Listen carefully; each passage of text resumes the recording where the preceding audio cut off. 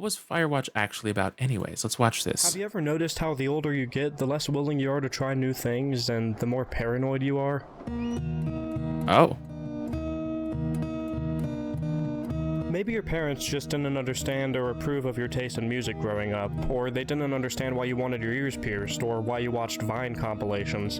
Well, this all stems from the good enough factor. As creatures, our survival comes from our paranoia. Just look at the dodo bird. It didn't fear humans, and it was hunted to extinction. Well, the good enough factor is a result of our inherent paranoia. Your parents presumably turned out fine, so why would they risk giving you a different upbringing than they had? This is why we have tradition. Parents don't want to risk raising their children differently because whatever they change might just be the thing that turned the kid into a drug addict. There's nothing wrong with that. In fact, it's probably a good thing for the kids, but this is the sort of paranoia that can lead to a lot of regrets. Every bad thing we ever bear witness to sticks with us forever, however big or small it is. Maybe you hear about a school bus getting hit by a train. As incredibly uncommon as that is, and as many things have to go wrong for that to happen, it's the reason school buses have to stop when they hit a railroad crossing. Maybe one lunatic made headlines by putting razor blades in apples and handing them out on Halloween. Well, now it's practically unheard of for kids under 15 to go trick-or-treating on their own. Maybe your wife was diagnosed with Alzheimer's in her late 30s. Well, you're going to spend the rest of your life wondering how that happened to someone so young, and if it's happening to you. Being at its core a mystery story, Firewatch is the perfect setting for that sort of paranoia. From the very first in-game day, this paranoia becomes a part of the plot. First, when Henry meets Delilah over the radio and is immediately wondering what kind of person she really is. Take a stab at what's wrong with me. Fine, then can I sleep forever? Sure, buddy. Okay, now go ahead. Life's better on a roof. Save up to 23% by bundling your home and auto with us. Okay, if there's one AI site builder you need to meet, it's this dope tech from Wix.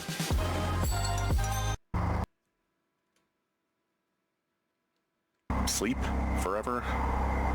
Sure, buddy. Okay, now go ahead.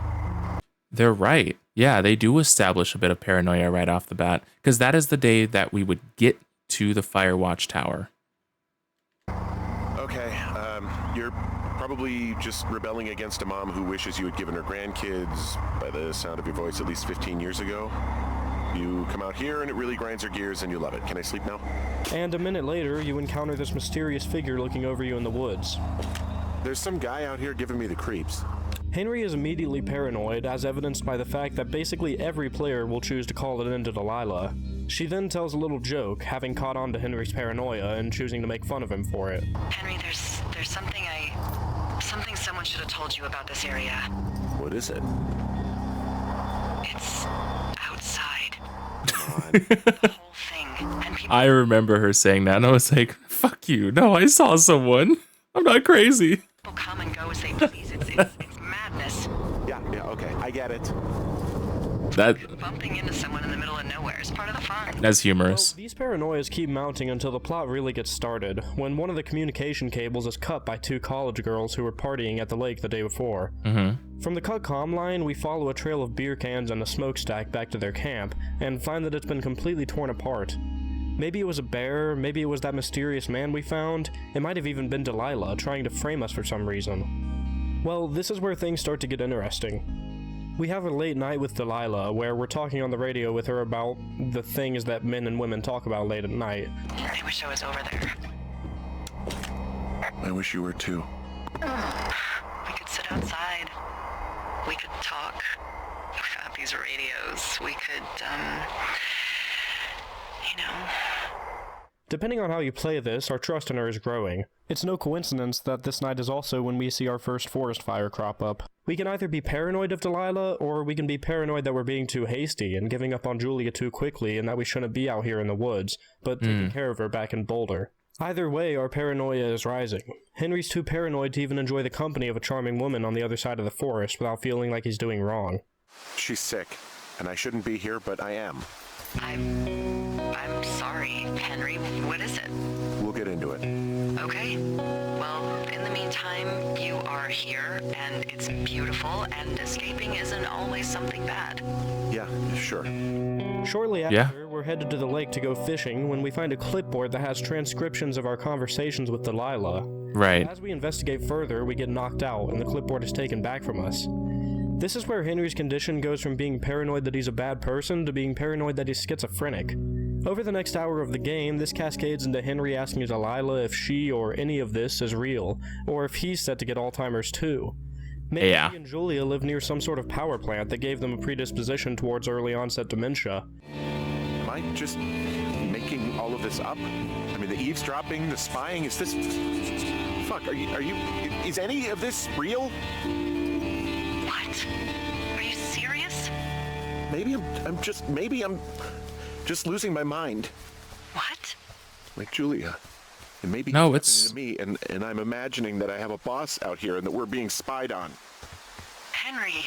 Maybe there was something in the water, or our condo was underneath some power lines, and you, Delilah, you're not real. Henry, think about her. If what happened to her were happening to you, you wouldn't even be able to realize it.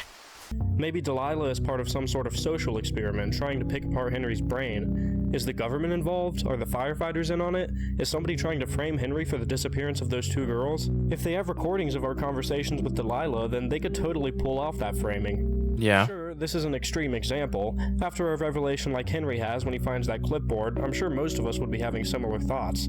However, nothing in art is a coincidence. This paranoia is a very deliberate choice by the writers, Sean Vonneman and Patrick Ewing. The paranoia runs very, very deep in this game. I mean, the game is all about being a Firewatch worker, a job which is literally just staring into the tree line waiting for something to go wrong. These crazy lines of questioning that the penultimate sections of this game provoke is where that paranoia comes to a head.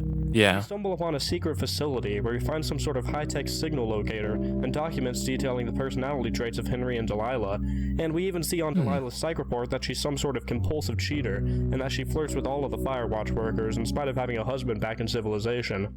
What does it say about me? You said there was one about me. And it Oh, yeah. following me around. What I do when I'm out hiking? Jesus. Henry, do you hear me? You know, I did catch that. They're still together. What? We're not. They're messing with us. Yeah, okay. They are. How do they even know who he is? How the hell does this...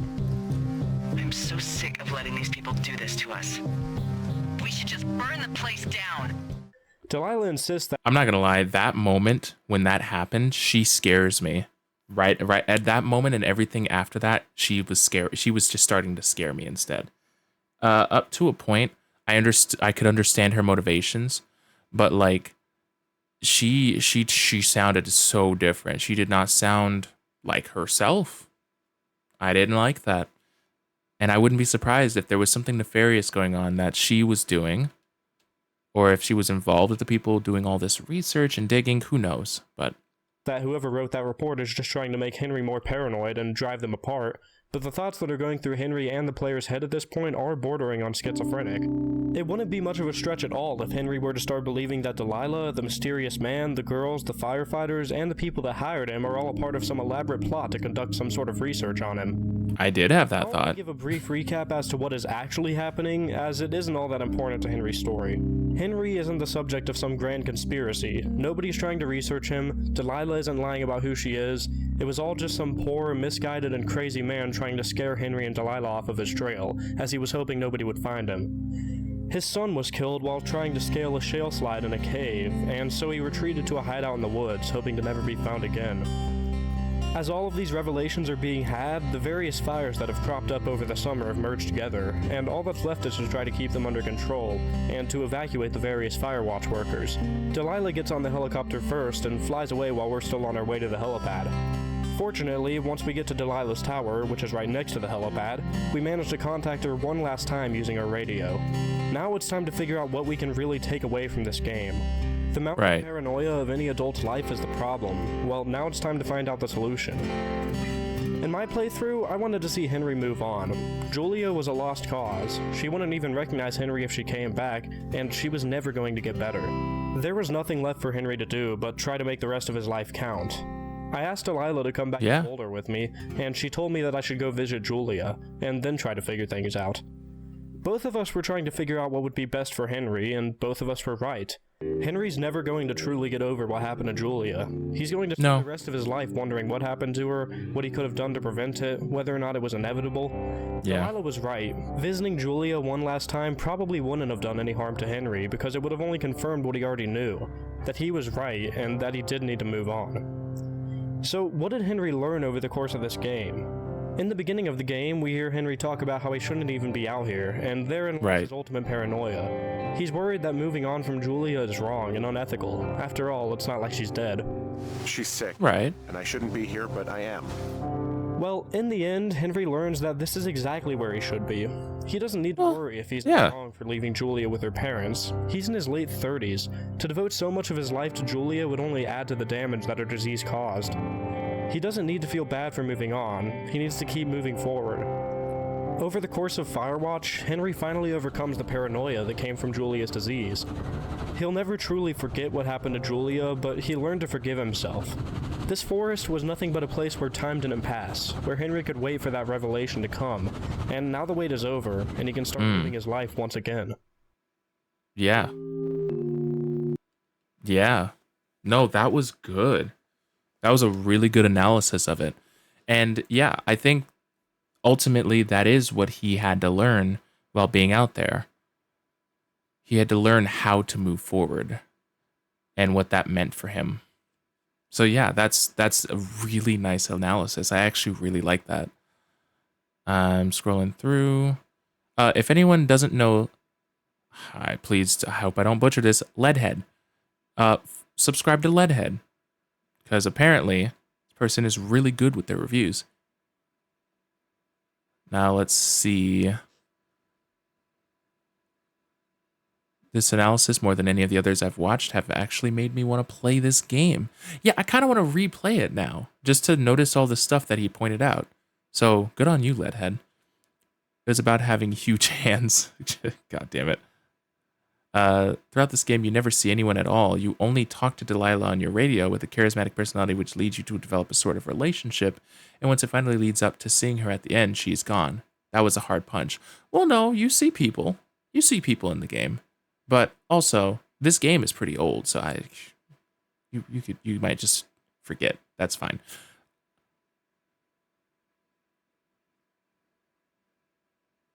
I like at the end of the game, it's not escape the fire or get rescued, it's go home, and that's perfect. Ooh, you know, I didn't notice that. I did not notice that. Huh, you're right. They do just say, go home. They don't say, escape. Huh. That's very poetic, actually. I like that. I might come back and like some of these comments, because extra analysis on top of the actual video, and I appreciate it. And that just shows what kind of community that they've fostered over the course of who knows how long they've been making videos. But yeah, no, this is amazing. And I highly recommend anyone go follow Leadhead. So, thank you all so much for watching. I hope you return to my channel sometime soon for other videos and other streams I'm going to be doing. And until next time, peace out. Chicago Bushi, signing off. Bye now.